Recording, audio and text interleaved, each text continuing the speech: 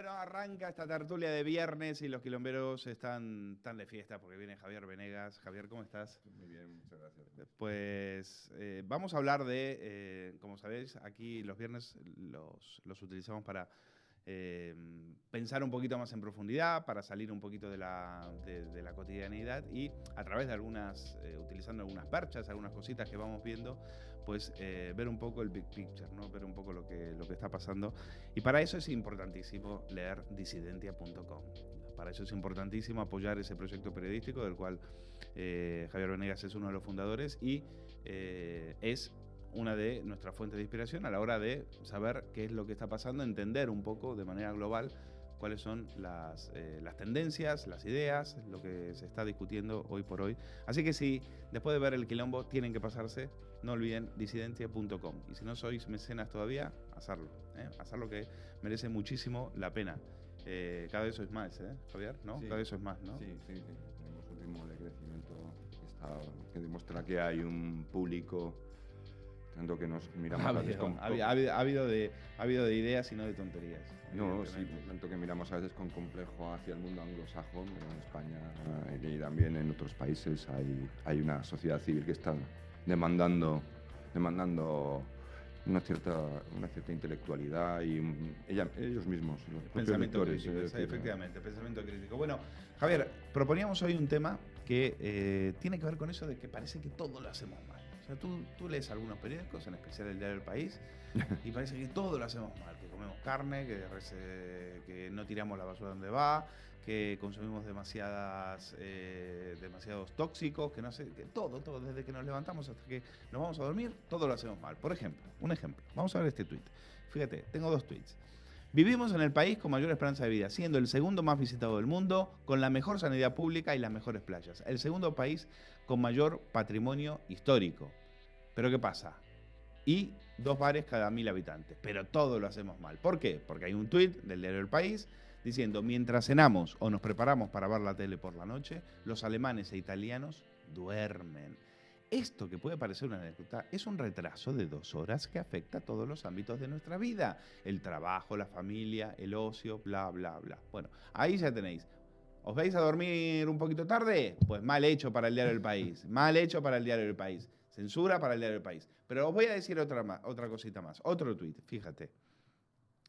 Dice, el tuit del Diario del País: los españoles llegamos a los 10 minutos de ducha, espacio en el que se consumen casi 100 litros de agua. Y los expertos dicen que es demasiado, claro, los expertos, si lo dicen los expertos, pues ya está. Pónmelo de vuelta, Jessica, porque quería leer lo que decía el tuitero, en este caso Máximo Décimo, ¿no? Dice, para aclararnos, comer carne, limpiarse el trasero, ducharse, menos mal que está el país, para decirnos que somos todos tontos y lo hacemos todo mal. Somos unos malditos fachas.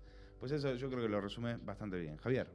No, esto es una moda que se está esparciendo bastante y que se está volviendo un poco estúpida.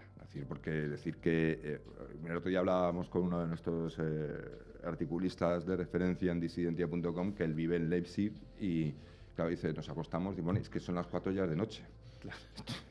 Claro, es que los alemanes ya están durmiendo. A ver que, en fin, yo creo que tienen un horario, digamos, desplazado unas horas y nosotros desplazado otras horas. Bueno, pues que esto de intentar ir a la uniformización, de todos hagamos lo mismo y pensamos exactamente igual, va en línea con todo lo que hay de fondo en este momento de intentar quitar a las personas su libre albedrío y sobre todo con los orates, que son los expertos, ¿no? Porque han desaparecido los intelectuales públicos, los grandes intelectuales públicos, y lo que hay son una especie de intelectuales degradados a la categoría de expertos que te dicen todo el rato lo que tienes que hacer y cómo tienes que vivir. Esto en realidad es una cosa propia de Occidente, o sea, esto es exclusivamente nuestro. Quizá en otras culturas, en otros lugares como en China, pues hay algunos aspectos pequeños, pero esta corriente... Esa pasión por flagelarse, por decir que todo lo hacemos mal, por culparse, ¿no? Como dice un artículo en Disidencia que firmas tú, odiarás al hombre sobre todas las cosas, ¿no? Sí, ese nuevo mandamiento, hay una nueva religión, entonces el movimiento de la Ilustración, en el que ponía al hombre en el centro del universo, quitaba a Dios y ponía al ser humano, pues ahora mismo lo que hay en el centro del universo es el experto. Y el hombre es una especie de eso, pues eso, para limpiarte... Sí, el experto no porque sepa mucho, sino porque cumple el papel, por ejemplo, que puede cumplir un imán dentro del Islam, es decir, es el tío del látigo. Peor todavía, en Occidente es todavía peor que eso. ¿Ah, sí? Sí, encarna la figura de ese poder seductor y arrasador que es el poder burocrático. Y que es el que está, de cierta forma, como explicaba muy bien Hannah Arendt a propósito del juicio a Adolf Eichmann, la banalización del mal. Es decir, lo que está consiguiendo una sociedad cada vez más burocratizada, cada vez en manos de lo que llamamos expertos. En realidad el experto es aquel que pone en orden, pasa limpio lo que decide el político, el partido, el movimiento de turno. Experto es aquel que dice lo que el presentador de televisión no puede decir. Claro, él lo dice, dice, no, el estudio muestra y te lo ponen ahí, Ave María purísima. Ave ¿no? María, claro, lo dice un experto. Sí, es que es un poco una inversión de roles, pero te comentaba que esto lo explicaba muy bien Hannah Arendt con su concepto de banalización del mal. Es decir, hay una burocracia muy potente que se ha colocado, vamos, en el centro de nuestro universo y nosotros giramos alrededor de ella, y esa burocracia pues banaliza el mal. Es decir, convierte leyes, por ejemplo, que son aberraciones jurídicas, que aquí hemos comentado unas cuantas y ya hay unas cuantas, incluso a la propia justicia está convirtiendo en una pequeña aberración, porque los jueces están cayendo, digamos, no solo en aplicar esas leyes que son aberrantes, sino que también presionados por los expertos y por el entorno, están teniendo unos sesgos que son muy peligrosos para la justicia también. Dices en el artículo, sutil pero implacable ingeniería social casi siempre en favor de políticos expertos y grupos de intereses, mucho menos de la población, que mediante la propaganda o el miedo intentan imponer al sujeto su forma de pensar, de relacionarse, de vivir. La pasividad de informadores y, peor, el colaboracionismo de intelectuales, políticos y buena parte del público en estas intromisiones y atropellos contribuye a la banalización del mal. Claro, es decir, estamos dando por bueno una serie de cambios, una serie de imposiciones desde las políticas públicas, pues, vamos a decirlo claramente, que producen efectos muy negativos en la sociedad, pero las estamos dando por buenas porque, bueno, hemos entrado en esa dinámica de banalizar el mal, porque como está burocratizado, es decir, son pequeñas reglas o grandes reglas que poco a poco se van validando y van asumiéndose como inapelables, y las estamos incorporando a nuestro mundo, es decir, a nuestra forma de vivir. Y eso es banalizar el mal. Es decir, por ejemplo, el caso más paradigmático ahora mismo se está viendo, y ahora mismo va a haber una gran lucha en este frente. Este frente no está todavía perdido, ni mucho menos, es la igualdad ante la ley. Es decir, es un principio fundamental de nuestras democracias, es un principio que ahora mismo está en litigio. Yo he arrancado con el editorial, arrancado y terminado el editorial con el caso Arandina, el caso de esta agresión sexual, en la cual tiene muchísimo que ver con lo que tú dices, donde no tuvieron mucho que ver las pruebas, y sí tuvieron mucho que ver ciertos expertos, no tuvo mucho que ver el testimonio de la niña, que se contradice 4 veces, sino que tiene mucho más que ver la presión social, la intimidación, las manifestaciones en la calle, las performances de El violador eres tú. Es decir, yo creo que todo eso, de forma invisible, va horadando la conciencia, va horadando las mentes, va horadando, y quieras o no, un juez no deja de ser una persona como tú y como yo.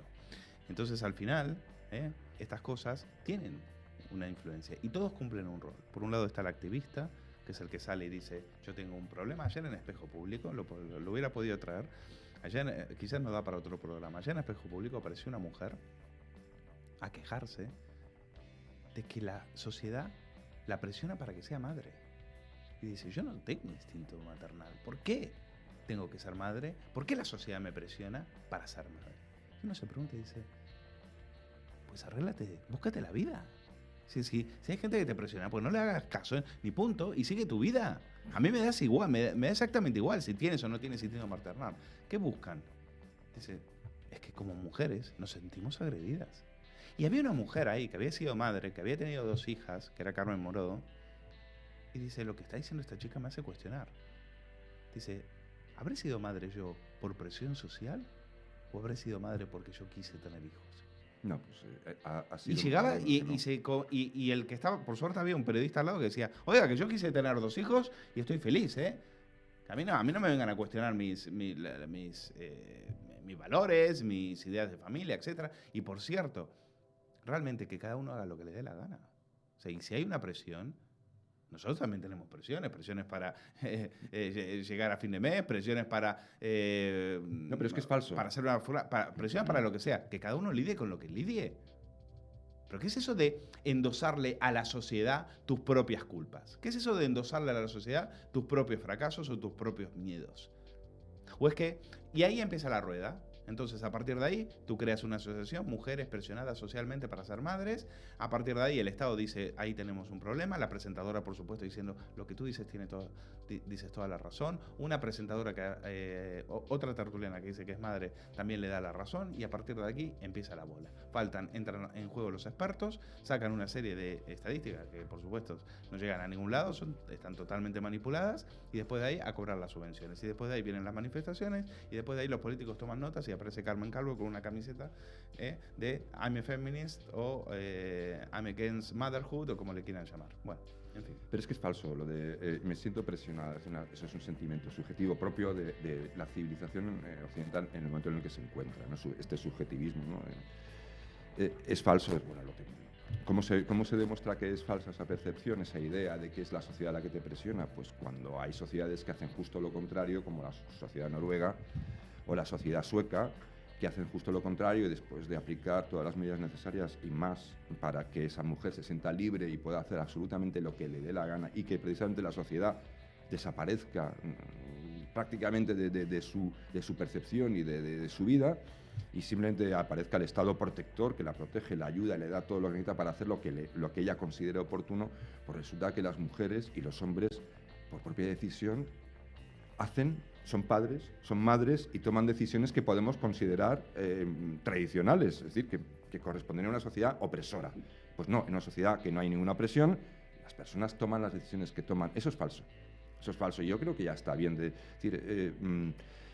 aquí hay un problema de fondo muy interesante, que es cómo es nuestra cultura occidental. Nuestra cultura occidental es única en muchos aspectos, pero en uno absolutamente alucinante.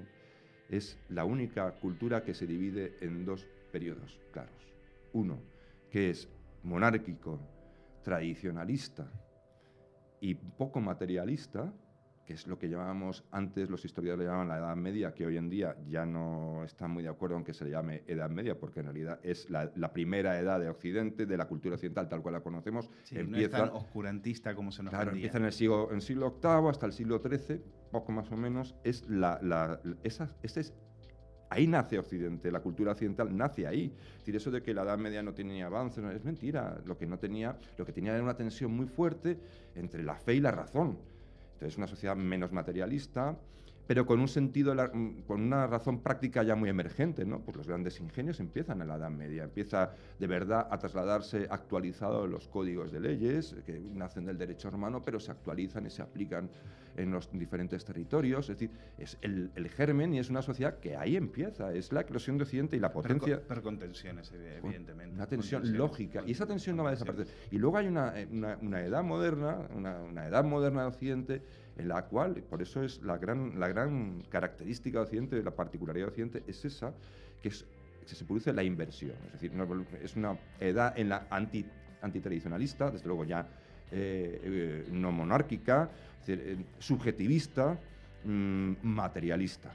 Es decir, y fíjate que coincide con el fin de las guerras de religiones en Occidente, cosa que no pasa en el Islam.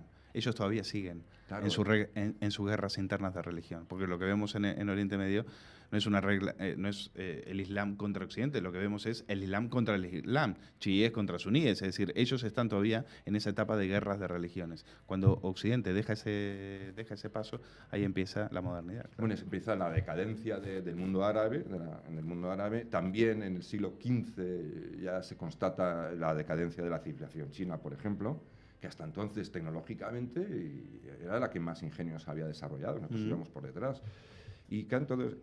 Pero lo interesante de esto es pertenecer a una civilización que es única, porque en realidad son como 2 civilizaciones diferentes. aunque hay muchos nexos de unión entre ambos periodos, el viejo Occidente y el nuevo Occidente, si los comparas, son antagónicos, es decir, están en cierta forma enfrentados. Esa es la tensión que nosotros tenemos. Y claro, pero hay una característica que era muy maravillosa del Occidente y que es la que hay que recuperar y la que no debemos dejar perder, precisamente con esto que estábamos comentando, de esta admonición general a todo lo que somos. Y es que Occidente siempre ha tenido un espíritu crítico muy fuerte, es decir, ha evolucionado bastante bien precisamente porque hemos sido capaces de cuestionar lo existente, es decir, una costumbre, una ley, una forma de hacer. El espíritu crítico de Occidente siempre ha estado ahí para cada cierto tiempo poner en cuestión las cosas y adoptar nuevas posturas o nuevas convenciones cuando hemos considerado que eran mejores que las viejas. Pero ha sido gradual, hemos sido muy graduales y nunca, y esto es muy importante, hemos desconectado de nuestro pasado. Hemos roto los anclajes con el pasado completamente. Nunca había ocurrido. Hemos sido gradualistas. Hemos sido conscientes de lo que éramos, de dónde veníamos y precisamente qué era lo fuerte y lo bueno que teníamos que nos hace emerger como civilización y hemos ido incorporando lo nuevo. ¿Qué ocurre? Que ahora, con la posmodernidad, en el momento de que surge esto que llaman posmodernidad, aunque viene de antes, es bastante más viejo, pero bueno, por ponerlo para que nosotros nos hagamos una idea mental, digamos, la posmodernidad es un movimiento de los 80 prácticamente, aunque ya se macera en los 60, incluso después de la Primera Guerra Mundial. Pero bueno, esto es un rollo muy... Sí, te puedes ir a la época del pesimismo cultural, anterior a la Primera Guerra, como tú dices. El germen, la decadencia de Occidente, sí, Toynbee, con Spengler y demás. Sí, hace 100 años ya de aquello, sin ¿no? duda, sin duda. Más de 100 años. Pero bueno, nos hemos instalado en un periodo en el que parece ser que hemos decidido romper absolutamente con nuestro pasado. Es decir, alguien ha cogido una sierra mecánica... Romper con lo mejor de nuestro pasado. Lo mejor, y sobre aquello que nos daba una mínima identidad y una mínima certidumbre, una confianza, un optimismo en nuestras capacidades. Es decir, porque es muy importante que las personas, no solo una nación, que es el conjunto de la comunidad, sino que el individuo también ve de eso, de esa percepción, de esa identidad en la que se siente integrado y que se siente que al lado tiene personas con convicciones que tienen un marco común de pensamiento y que se siente arropado y más seguro de sí mismo. Es decir, y ahora estamos arrojando a las personas, las estamos arrancando de ese contexto y las estamos arrojando a la incertidumbre, a la pérdida de identidad. Sí, no sabe la mujer no sabe qué es ser mujer, el hombre no sabe qué es ser hombre, el occidental no sabe si por ser occidental debería suicidarse porque está lleno de pecados mortales que odiarás al hombre sobre todas las cosas, ¿no? Es decir, y esto es lo que hay que romper. Esta inversión es terriblemente dañina. Y además este universo de expertos, de políticos, es decir, Occidente tiene una cosa fundamental que no tiene la cultura árabe, que no tenía la cultura china, y es que descubre que hay que controlar el poder, que el poder debe ser controlado. Es decir, que es necesaria una autoridad o una organización política, pero que debe haber una jerarquía, unas leyes, es decir, y en un momento dado pues se le otorga esa capacidad de gobierno al propio sujeto, ¿no? Al propio sujeto, que es la Revolución Americana, ¿no?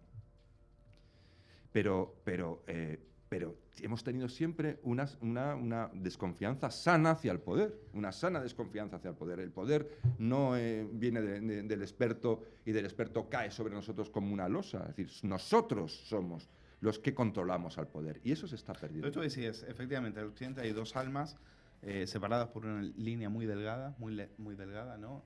Por un lado, esa alma en la cual podemos estar orgullosos de lo que somos, nuestra identidad está bien sustentada, nos gusta progresar, nos gusta discutir, sobre todo discutir el poder, discutir las ideas establecidas, avanzados. El disenso. El disenso, la ciencia.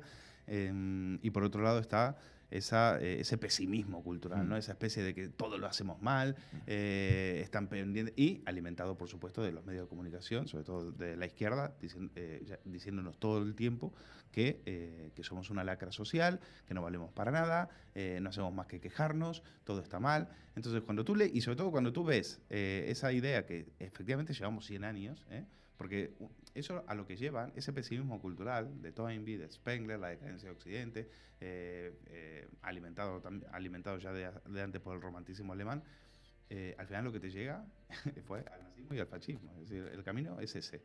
El suicidio está ahí. El suicidio está ahí. Porque como nosotros es la no valemos banalización nada, del mal. como nosotros no valemos nada, tienen que venir los grandes hombres, tienen que venir los grandes hombres, finalmente, a curar nuestras heridas, a elevarnos, ¿no?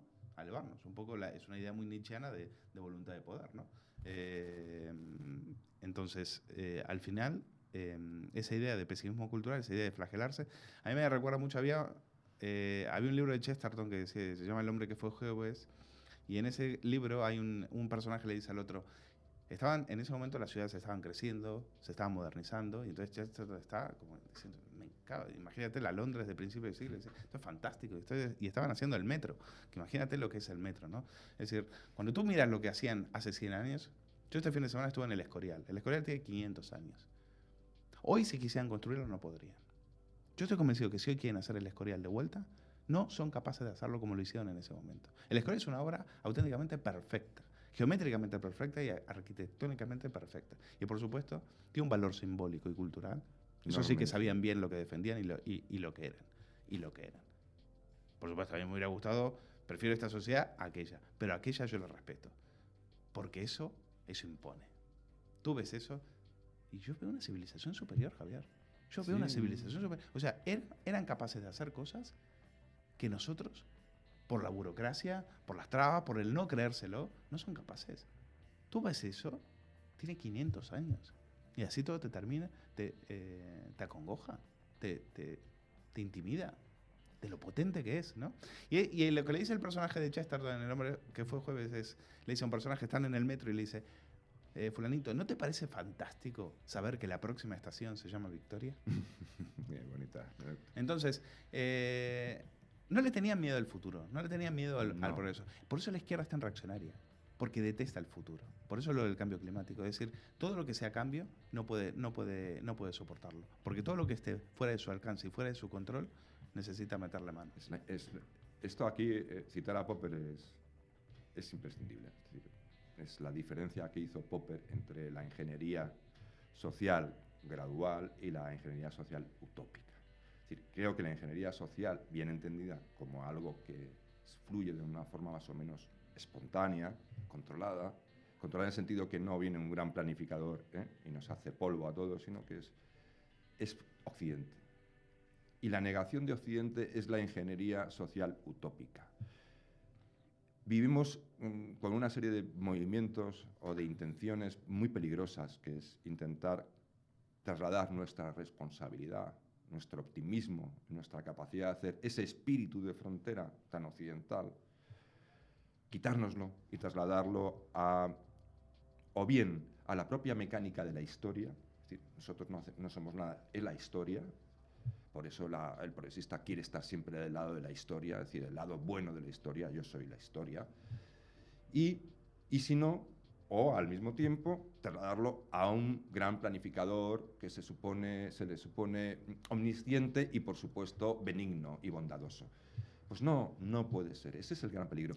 Cuando hablamos de la banalización del mal es precisamente que en toda esta deriva que estamos entrando desde hace unas décadas se están aprobando cosas y leyes y iniciativas que son muy peligrosas. Y lo estamos dando por bueno porque es un goteo, como tú bien dices en los medios, un goteo, ¿no? Una lluvia, todos los días. Una lluvia es una especie de gota malaya, pero la vamos asumiendo. Esto es lo mismo que ocurrió en la Alemania nazi. Es decir, por eso saca el concepto de ahí Hannah Arendt, porque ella, cuando asiste al juicio de Adolf Eichmann, se queda asustada, porque descubre que Adolf Eichmann no es un gran preboste del nazismo, ni siquiera es un tipo fanático, ni odia a los judíos, ni tiene especial violencia dentro de su propia personalidad. Es un tipo normal, gris, mediocre. Pero él era un buen y obediente burócrata y funcionario. Entonces, si él le decían, porque las leyes lo decían, y porque sus superiores se lo decían, que hay que mandar un tren lleno de judíos al campo de no sé dónde de exterminio, pues él diligentemente era un tío, un burócrata espléndido. Ponía en marcha el tren con una precisión germánica. Pero si le hubiesen dicho que ese mismo tren era para llevar juguetes a los niños de Múnich, hubiese trabajado exactamente con la misma eficacia. No era un tipo malvado per se. Y lo que dice Hannah Arendt, que es la clave en la que nosotros tenemos que recuperar ese pensamiento poderoso de la banalización del mal que ella nos advierte. Es decir, es el peligro y la culpa de Eichmann era haber visto que aquel ordenamiento burocrático, que aquel sistema y aquel modelo era la encarnación del mal, era éticamente inaceptable. Y él tenía que haberse negado a cumplir y acatar, haber sido un ejemplar funcionario. Él, y la sociedad alemana, lo que más miedo le daba a Hannah Arendt, precisamente, es que las sociedades, cuando banalizan el mal, lo aceptan a través de la burocracia, de las cuestiones de su propio orden social, digo, estatal, pues le quitan importancia y acabamos, como decías tú muy bien, en el fascismo, en el nazismo. Entonces dice, no es cuestión de hombres malos, que los hay, sino lo peor es la transigencia de los hombres buenos, como decía Edmund Burke, ¿no? Es decir, el mal triunfa porque los hombres buenos no hacen nada. Y tú puedes entender, por ejemplo, que en la Alemania nazi nadie hiciera nada, igual, porque te podía costar la vida. Hoy no hemos llegado a degradarnos a ese nivel de la Alemania nazi, pero tampoco los costes son tan altos como la Alemania nazi de oponerse a esta banalización del mal.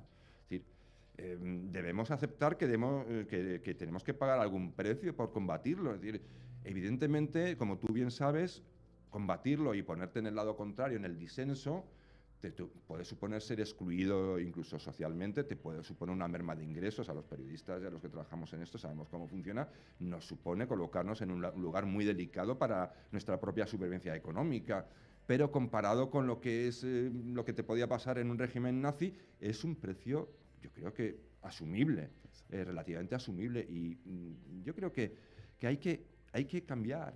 Aquí está la gran, no la vamos a llamar gran lucha, porque no es ir contra nada, sino a favor de ni volver a retratarse el pasado, ni recuperar esencialismo. Sí, y no se trata no se trata de levantarse broncos y decir, joder, el país otra vez ya me está diciendo lo que tengo que hacer y tal. No, se trata en todo caso de es una filosofía vitalista, es una filosofía de decir, oye, no tengo nada de qué arrepentirme, no tengo que pedir culpas por nada. Supuesto, o sea, vivo dentro de todo en una sociedad donde se puede decir libremente lo que piensas y asumo el coste de la disidencia, que es lo que yo defiendo e intento defender en este espacio, es decir, déjenme disentir, déjenme decirles que no estoy de acuerdo con vosotros y poder decirlo libremente y del otro lado que me digan, no estoy de acuerdo contigo y debatirlo y discutirlo.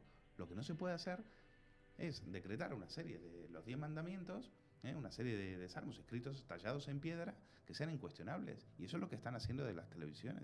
Por eso y desde aquí, criticamos tanto ese discurso. Es decir, hoy estaba poniendo un ejemplo, una de las tertulianas, Cristina Fallarás, diciendo a la abogada, ¿por qué tenemos que escuchar a la abogada de la defensa? ¿Por qué? Le decía al presentador, ¿pero por qué tenemos que escuchar? Y el presentador mismo se da cuenta y le dice, oiga, que eso es un Estado de Derecho. Pero ¿sabes por qué es eso, Luis? Porque yo creo que se les está gastando este tipo de... Yo pienso lo mismo. Y si te das cuenta... Arranqué diciendo eso. Algo está cambiando. Sí, y entonces tienen que subir el tono, sí. El diapasón. Si te das cuenta, miras en Twitter antes de decir una cosa, ahora tienen que decirlas cuanto más gordas, sí. Cada vez más burradas, más grandes, para que alguien les haga caso, sí. Para que agiten de nuevo un poco a sus masas. Exacto. Porque se les está gastando porque... Es evidente que algo no funciona, algo no está funcionando, está dejando de funcionar. Lo que dices tiene toda la razón. Por eso cogí el caso de la Arandina. Pues yo veo que hay entre el caso de la manada y el caso de la Arandina un caso brutal. Los mismos que defendían aquello, ahora tienen un discurso, ya empiezan a ser diferentes. Cuestionan esto. Antes hubiese sido imposible. Imposible, te hubiese costado la cabeza. Pues si te fijas, los cortes que he sacado de gente que antes defendía una cosa y ahora empieza a decir, oiga, esto... Yo escribí un artículo hace mucho tiempo ya sobre la violencia de género, simplemente denunciando que era la recuperación del delito de autor de los regímenes totalitarios, el apartheid, es decir, no establecer una ley que juzgue el hecho que es la ley, esa es la ley objetiva, que debe ser objetiva, sino una ley que juzga al colectivo, que presupone que el colectivo ya tiene algún tipo de cargo. Entonces, simplemente escribir eso, oye, fue tremendo, fue salvaje. decir, amenazas de muerte, no a mí, a mi familia. Es decir, una cosa, hoy en día, el otro día publicaba un artículo, Guadalupe Sánchez Baena, es una abogada espléndida, que yo recomiendo que también la sigan en Twitter. Y firma también en, ¿no? En Disidencia también. En Disidencia. O sea, vamos, no, es un talento que yo tengo el pequeño orgullo de haber descubierto y creo que va a dar mucho que hablar. Y escribía un artículo estupendo que era respecto de no, tú no eres el violador, algo así. Es decir, es un artículo espléndido. Ayer tuiteabas, me lo iba a poner, pero decir, ya terminó. Es decir, y lo escribe ahora y provoca mucha conmoción, pero ha encontrado una enorme acogida favorable. Antes eso era impensable. Estaba asustadísima, ¿no? Pues mira, ayer le respondes a una tal Anita Woodwin, será un seudónimo, que pedía campos de reeducación para machistas ya. Claro. Ya. Y entonces le respondes, esto es significativo y esperanzador, lo que estabas diciendo. Empieza a notarse que el invento generista se le está gastando de tanto usarlo. Necesitan escribir estas burradas cada vez más grandes para obtener alguna atención. Claro. Campos de reeducación machista. Yo espero que sí, porque a este paso íbamos hacia esto. No, hombre, en cierta forma hay campos virtuales. Ayer, mira, hay un comentario de un quilombero que me recuerda, yo también lo hice, la entrevista de ayer de Risto Mejía y Manuela Carmena en Todo es Mentira. Dice, llamadme raro, pero que una política parezca como que no ha roto nunca un plato, hable de naderías y de lo chiriguay que es la vida y la paz en el mundo, no te hace mejor persona ni política, sino demagoga y falsa. Y eso, decir que la derecha reaccionaria y la izquierda buena siempre, ya le valió la bromita. Y la Flitch y Risto con cara de orgasmo, patéticos. Efectivamente, es la mejor descripción de esa entrevista. Me la vi entera. Y es exactamente eso. No porque sea Manuela Carmena, pero es exactamente eso. Podría haber sido Ada Colau, podría haber sido otra. 674-128-108.